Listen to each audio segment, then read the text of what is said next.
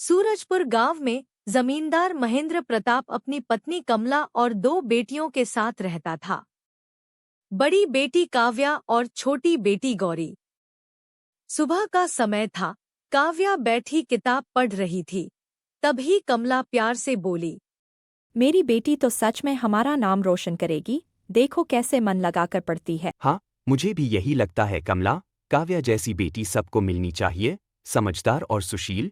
यह गौरी कहाँ है और यह पढ़ाई क्यों नहीं कर रही? अरे वो रसोई में खाना बना रही है। इस बार फिर से महारानी परीक्षा में फेल हो गई है। हर बार वही कहानी। ना पढ़ाई में मन लगता है, ना कोई हुनर। क्या होगा इसका आगे? तभी गौरी रसोई से बाहर आती है और बोलती है, माँ, मैंने रसोई का सारा काम कर दिया है। क्या मैं भी अब पढ़ने के लिए बैठ जाऊं? अरे पढ़कर क्या कर लोगी? जितनी बार बैठी हो उतनी बार फेल ही तो हुई हो। माँ पिताजी, इस बार मैं पूरी कोशिश करूंगी और परीक्षा में अच्छे अंक लाऊंगी। महेंद्र प्रताप का चेहरा कठोर हो गया। उनकी आवाज में गुस्सा और अपमान का बोझ था।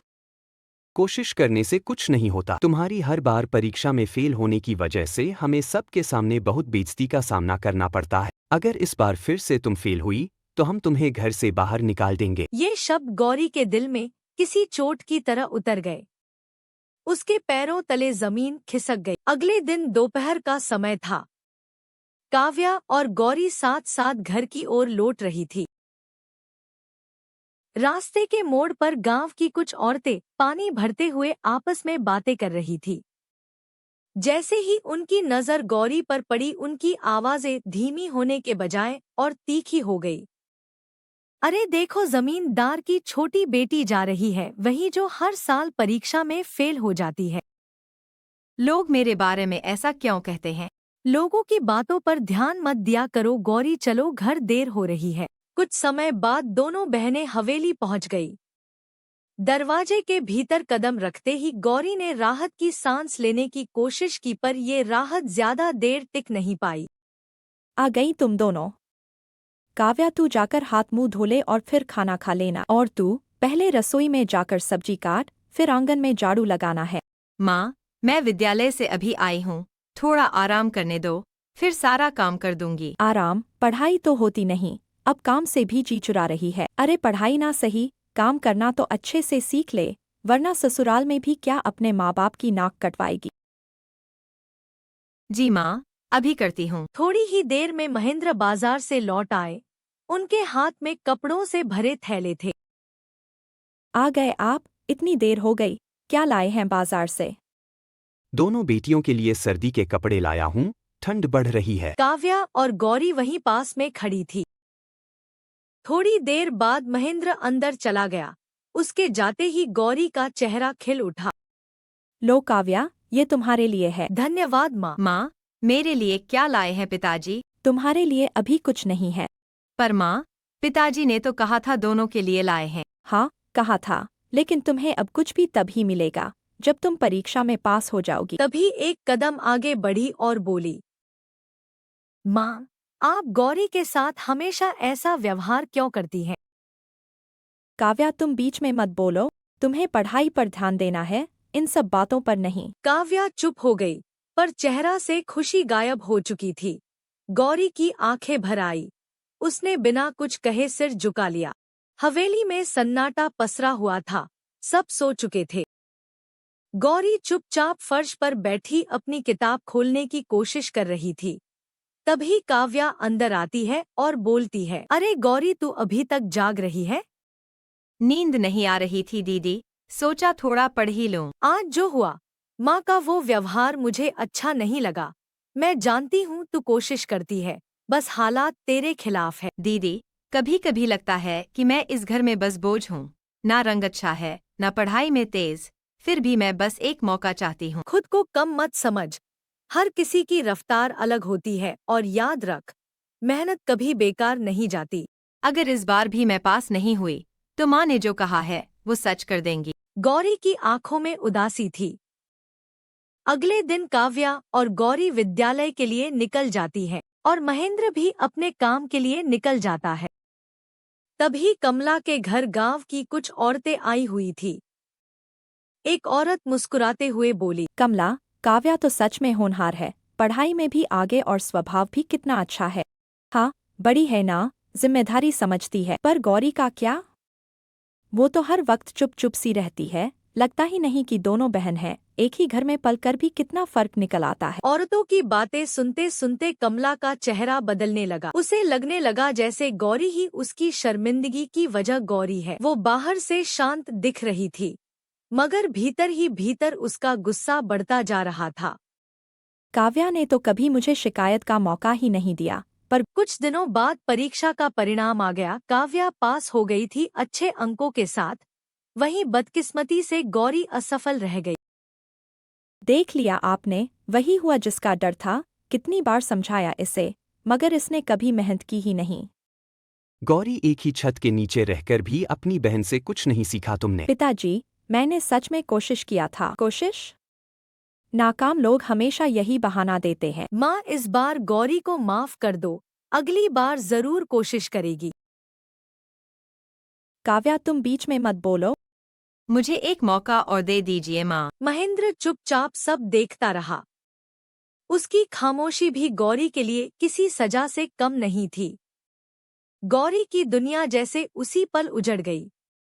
आंखों में आंसू लिए गौरी चुपचाप चलती रही और एक घने जंगल में जा पहुंची। भगवान, अगर किस्मत ही ऐसी थी तो मुझे उस घर में जन्म क्यों दिया? गलती हर बार मेरी ही क्यों बन जाती है? चलते चलते वह कुआं के पास आ पहुंची। अरे माँ, तुम्हारे घर में कोई नहीं जो तुम्हारे कपड़े धो दे? तुम्हें तो बहुत तकलीफ हो रही होगी। क्या करूं बेटी, बुढ़ापे में बेटा बहू ने घर से निकाल दिया। थोड़े से बर्तन देकर कह दिया, अब जहां मन हो वहीं रहो। अब अपने कपड़े तो खुद ही धोने पड़ेंगे। अरे दया आती है तुम्हारी हालत देखकर। माँ, तुम बैठो पेड़ की छाया में, मैं तुम्हारे कपड़े धो देती हूँ। रहने दे बेटी, ठंड लग जाएगी तुझे, मैं खुद ही कर लूंगी। वैसे भी रोज तू मदद के लिए नहीं आएगी। रोज न सही, आज तो कर सकती हूँ ना। अब और बहस मत करो, बैठो आराम से। अब तो इतना कह रही है तो ठीक है। गौरी कपड़े धोने लगती है। बूढ़ी माँ उसे देखती रहती है, जैसे अपनी ही बेटी को देख रही हो, और गौरी से पूछती है, बेटी, तू इस वक्त इस जंगल में अकेली क्या कर रही है? माँ, मेरे माता पिता ने मुझे घर से निकाल दिया है। उन्होंने बोला कि उनके घर में मेरे लिए कोई जगह नहीं है। गौरी धीरे धीरे बूढ़ी माँ को सारी बातें बताती है। बोलते बोलते उसकी आंखों से आंसू बह निकले। माँ बाप का दिल इतना कठोर भी हो सकता है, ये सोचकर ही मन कांप जाता है। मेरे साथ चलो बेटी, जब तक रास्ता नहीं मिले मेरा घर ही तुम्हारा घर समझना। आपका बहुत बहुत धन्यवाद माँ। अगर आप नहीं मिलती तो पता नहीं इस घने जंगल में मैं कहाँ जाती। गौरी बूढ़ी माँ के साथ निकल पड़ी। दोनों कुआं से दूर पेड़ों के बीच बने छोटे से घर की ओर चल पड़ी। आजा बेटी, ये घर छोटा है पर दिल से तुझे अपनाने की जगह है। थक गई होगी, थोड़ा सुस्ता ले, फिर कुछ खा लेना। गौरी की आंखें फिर भर आई। पहली बार किसी ने उससे बिना सवाल किए बस उसका हाल पूछा था। शाम ढल चुकी थी। काव्या चौखट के पास खड़ी थी। उसकी नजर बार बार रास्ते की ओर जाती, जैसे हर आहट में उसे गौरी के कदमों की उम्मीद हो। माँ, पता नहीं गौरी कहाँ होगी। इतना समय हो गया है, आपने तो उसे बस इतनी सी बात के लिए घर से बाहर निकाल दिया था। जिस लड़की को घर की इज्जत की कोई कदर नहीं, जो हर बार हमें शर्मिंदा करे। माँ, वो भी तो आपकी बेटी। गलती एक बार होती, जो बार बार गिरे उसे संभालने का ठेका मेरा नहीं। जिसे जाना था वो चली गई। अगली सुबह कमला ने देखा कि गांव में असामान्य हलचल थी। लोग अपने काम छोड़कर चौराहे की ओर जा रहे थे। उत्सुकता में कमला भी वहां पहुंची। चौराहे पर भारी भीड़ जमा थी। बीच में विक्रमपुर राज्य के मंत्री घोषणा कर रहे थे। सुनो सुनो, महाराज का हुक्म है, राज्य के राजमहल में राजकुमार के लिए योग्य कन्या का चयन किया जाएगा। चयन परीक्षा द्वारा होगा, जो परीक्षा में उत्तीर्ण होगी वही बनेगी राजकुमार की दुल्हन। ये घोषणा सुनते ही शारदा के चेहरे पर चमक आ गई। उसके मन में तुरंत नैना का चेहरा उभर आया। मुझे पूरा विश्वास है कि मेरी काव्या ही राजकुमार की दुल्हन बनेगी। कुछ ही देर बाद वही खबर बूढ़ी माँ के कानों तक पहुंची। आंखों में चमक और चेहरा पर उत्साह लिए वो तेज तेज कदम बढ़ाती हुई अपनी झोपड़ी की ओर बढ़ चली। बेटी, क्या तुझे पता है, आज राजा के लोग पूरे गांव में नगाड़ा बजाकर खबर सुना रहे थे। हमारे राजा अपने राजकुमार के लिए योग्य कन्या ढूंढ रहे हैं। उसमें हमारा क्या भला माँ, राजकुमार तो किसी राजकन्या से ही शादी करेंगे। तुम्हें हमारे राजा के बारे में कुछ पता ही नहीं, वह बहुत नेक इंसान है। वैसे भी राजकुमार किसी को भी ऐसे ही नहीं चुनेंगे, परीक्षा होगी। जो उसमें विजयी होगी वही बनेगी राजकुमार की दुल्हन। दूसरी ओर कमला के चेहरा पर उत्सुकता और हल्की बेचैनी साफ झलक रही थी। कमला ने बिना देर किए महेंद्र को यह बात बताई। क्या आपको पता है, आज गांव में बड़ी खबर सुनने को मिली है। कैसी खबर? राजा के लोग पूरे गांव में टिंडोरा पीट रहे थे। राजकुमार के लिए योग्य कन्या की तलाश हो रही है। परीक्षा होगी जिसमें हुनर और बुद्धि देखी जाएगी, और मुझे लगता है हमारी नैना से बेहतर लड़की कौन ही है इस गांव में। हाँ, ये बात तो तुम सही कह रही हो शारदा। नैना जैसी पढ़ी लिखी और समझदार लड़की पूरे गांव में नहीं है। अगर किस्मत ने साथ दिया तो हमारी बेटी की जिंदगी बदल सकती है, और अगर ऐसा हुआ तो हमारा नाम और ऊंचा हो जाएगा। इधर राजमहल के कक्ष में राजा गंभीर मुद्रा में है। सामने मंत्री खड़े हैं। राजा कुछ क्षण मौन रहते हैं, फिर धीरे से कहते हैं। तो मंत्री जी, जो काम हमने आपको सौंपा था वो ठीक से हुआ है ना? हाँ महाराज, बिल्कुल आपकी इच्छा अनुसार ही काम हुआ है। पूरे राज्य में खबर पहुंचा दी है। बस अब थोड़ी प्रतीक्षा कीजिए, हमें अपने राज्य के लिए एक योग्य रानी मिल जाएगी। राजा कुछ क्षण मौन रहते हैं, फिर धीरे से कहते हैं। उसे अभी कुछ बताया नहीं गया है, पर मुझे विश्वास है कि मेरे निर्णय से वो असहमत नहीं होगा। बात तो सही है आपकी महाराज। फिर मंत्री जी राजकुमार को बुलाते हैं। पिताजी, आपने मुझे तुरंत बुलाया। सब ठीक तो है ना? आपकी तबीयत तो ठीक है ना? हाँ बेटा, अब शरीर पहले जैसा कहाँ रहा। जैसे दीमक लकड़ी को खा जाती है, वैसे ही बुढ़ापा शरीर को अंदर से कमजोर कर देता। इसलिए तुम्हारे और इस राज के भविष्य के लिए कुछ निर्णय लेने। पिताजी, आपके जैसा अच्छा राजा हमारे ही नहीं, पूरे राज्य के लिए वरदान है। पर मैं हमेशा नहीं रहूंगा पुत्र, इसलिए चाहता हूं कि तुम्हें अब शासन की जिम्मेदारी दूं, और तुम्हारे विवाह के लिए कन्या की तलाश जारी हो चुकी है। आप मेरे पिता हैं। आप जो भी निर्णय लेंगे वही मेरे लिए उचित होगा। मुझे आप पर पूरा विश्वास है। तो सब तय रहा। बस अब एक योग्य कन्या का चयन बाकी, वो भी जल्दी हो जाएगा। तुम मेरे साथ रहना पुत्र। पिताजी, आप निश्चिंत रहिए, मैं हमेशा आपके साथ रहूंगा। राजमहल के विशाल प्रांगण में आज विशेष हलचल थी। दूर दूर से आई कन्याएं सजी संवरी पंक्तियों में खड़ी थी। एक और गौरी बूढ़ी माँ के साथ खड़ी थी। साधारण वस्त्रों में होते हुए भी उसकी आंखों में उम्मीद झलक रही थी। तभी उसकी नजर काव्या पर पड़ी, जो सजी हुई खड़ी थी। तभी वह खुशी से उसकी ओर बढ़ी। अरे देखा है खुद को, यहाँ तेरे जैसी लड़की से राजकुमार शादी करेंगे, ऐसा सोचा भी कैसे तूने? अपनी जगह जाकर खड़ी रह, तमाशा मत बना। कमला की बात सुनकर गौरी की आंखें भर जाती हैं और गौरी बूढ़ी माँ के पास वापस आ जाती है। महाराज, यदि आप आदेश दे तो परीक्षा आरंभ की जाए। तो फिर ठीक है, बुलाइए उन्हें। हाँ महाराज। महाराज, ये मेरी बेटी काव्या है। न केवल सुंदर है बल्कि गुणी भी है। रूप तो बाहरी चीज है, असली चीज है गुण। अच्छे व्यक्ति को सौंदर्य से नहीं, उसके स्वभाव से पहचाना जाता है। क्या तुम्हारी बेटी परीक्षा देने को तैयार है? हाँ महाराज। अच्छा, तो एक एक करके आगे बढ़ो और राजकुमार के हाथ से प्रति एक एक बीज ले लो। कन्याएं क्रम से आगे आती हैं। कोई उत्साहित है, कोई घबराई हुई। इन बीजों को गमलों में लगाओ। जिसके बीज से पेड़ निकलेगा वह इस राज्य की भाभी रानी बनेगी। अब तुम सब यहाँ से जा सकते हो।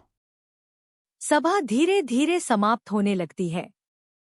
कन्याएं अपने अपने मन में प्रश्न और आशाएं लिए लौट जाती हैं। सुमन घर पहुंचकर एक गमले में वह बीज लगा रही होती है। उसके मन में बहुत से प्रश्न चल रहे होते हैं। वह बूढ़ी माँ से पूछती है। माँ, आपको क्या लगता है मेरे गमले से पौधा उग सकता? बीज उगे ना उगे ये हमारे हाथ में नहीं है। हमारा काम उसे सच्चाई से लगाना है बेटी। दूसरी ओर बड़े आंगन में काव्या राजा द्वारा दिया गया बीज नए मिट्टी के गमले में लगा रही थी। कमला उसके पास बैठी थी। माँ, ये ठीक तो है ना? काव्या, सच क्या है? वो कोई नहीं पूछे। राजा को सिर्फ हरा पौधा चाहिए। अगली सुबह कमला और काव्या दोनों आंगन में रखे गमले के पास आकर खड़ी हो गई। कमला ने झुककर मिट्टी को देखा। वहां अब भी कोई हरियाली नहीं थी। अब तक तो कुछ निकल आना चाहिए था। ये बीज कहीं बेकार तो नहीं? माँ, हमने कल ही तो बीज लगाया है। थोड़ा समय तो देना पड़ेगा। शारदा ने गहरी सांस ली। वह कुछ कहे बिना भीतर चली गई, पर उसका मन अशांत था। घर में सब सो चुके थे। शारदा धीरे धीरे बाहर निकली। उसके हाथ में एक छोटा फूल का पौधा था। वह चारों ओर देखकर गमले के पास बैठ गई। काव्या का भविष्य यूं मिट्टी में नहीं छोड़ सकती। उसने सावधानी से मिट्टी हटाई, बीज को निकाल और फूल का पौधा गमले में जमा दिया। इधर गौरी सुबह सुबह अपने गमले के पास आकर बैठ गई। मिट्टी वैसी ही थी, ना कोई अंकुर, ना कोई हरियाली। देखो माँ, मेरी किस्मत इतनी रूखी है कि इस बीज से भी कुछ नहीं निकला। किस्मत को इतना दोष मत दे। अभी कुछ दिन बचे हैं, इंतजार करते हैं, पौधा निकल जाएगा। अगर सबके गमलों में पौधे उगाएं और मेरे में नहीं, तो मैं क्या कहूँगी? तू सच लेकर जाएगी गौरी। अगली सुबह राज दरबार में सभी कन्याएं अपने अपने गमलों के साथ खड़ी थी। अधिकतर गमलों में हरे भरे पौधे लहरा रहे थे। काव्या आगे की पंक्ति में थी। उसके गमले में फूल का स्वस्थ पौधा था। कमला का चेहरा खुशी से चमक रहा था। दरबार के एक किनारे गौरी खड़ी थी। उसके गमले में मिट्टी सूनी पड़ी थी। वो सिर झुकाए खामोश खड़ी रही। गौरी का गमला देखते ही कमला हंस पड़ी। गौरी ने कुछ नहीं कहा और गमले को कसकर पकड़ लिया। उसकी आंखें नम थी, लेकिन वह अपनी जगह से हिली नहीं। तो बताओ, तुम्हारे बीजों में से किसके बीज से पौधा निकला? महाराज, कृपा करके इधर देखिए। मेरी बेटी के गमले में कितना सुंदर फूल खिला है। हाँ महाराज, पूरे गांव में मेरी बेटी नैना जैसा गुण और रूप किसी में नहीं। यह फूल उसी की मेहनत का फल है। तभी राजकुमार ने शांत दृष्टि से गौरी की ओर देखा और बोला, गौरी, तुम्हारे बीज से कोई पौधा नहीं होगा। नहीं राजकुमार, मेरे बीज से तो कोई अंकुर ही नहीं निकला। तभी राजा का स्वर अचानक कठोर हो उठा। तुम सब झूठ बोल रहे हो। तुम में से कोई भी राजकुमार से विवाह योग्य नहीं है, क्योंकि मैंने तुम सबको खराब बीज दिए थे। तो बताओ, खराब बीज से पौधे कैसे उग सकते हैं? तुम सभी अपने अहंकार और लालच में इतनी अंधी हो गईं कि तुम भूल गईं कि यह परीक्षा पौधे उगाने की नहीं थी, ईमानदारी की। और गौरी ही वो सच्ची और विनम्र कन्या है जिसे ना रूप का घमंड है, ना संपत्ति का लोभ। वही मेरी पत्नी और इस राज्य की रानी बनने की योग्य है। यह सुनते ही कमला सन्न रह गई। वह चालाकी से आगे आई और बोली, महाराज, गौरी भी मेरी ही बेटी है। यह क्या कह रही हो तुम? महाराज, ये सच कह रही है। मुझे सुमन जंगल में मिली थी, उपेक्षित, टूटी हुई, लेकिन ईमानदार। बूढ़ी माँ ने सारी कथा राजा को सुना दी। कैसे गौरी को घर से निकाला गया, कैसे उसने सच का साथ नहीं छोड़ा। राजा का क्रोध कमला और महेंद्र पर टूट पड़ा। ऐसे माता पिता दंड के पात्र हैं, सम्मान के नहीं। राजा के कठोर शब्दों के बाद कमला और महेंद्र की निगाहें भरे दरबार में शर्म से झुक गईं। जिस बेटी को उन्होंने हमेशा तुच्छ समझा था, वही आज सबके सामने सम्मान पा रही थी। कमला के चेहरे से घमंड मिट चुका था। उसकी आंखें नम थी। गौरी, हमें माफ कर दे। हमने तुझे कभी कुछ समझा ही नहीं। अब मुझे अपनी गलती का एहसास हो गया है। मैंने कभी आपसे कुछ नहीं मांगा। आज भी बस यही चाहती हूँ कि आपके मन में मेरे लिए कड़वाहट न रहे। मैं घोषणा करता हूँ, राजकुमार का विवाह गौरी से होगा।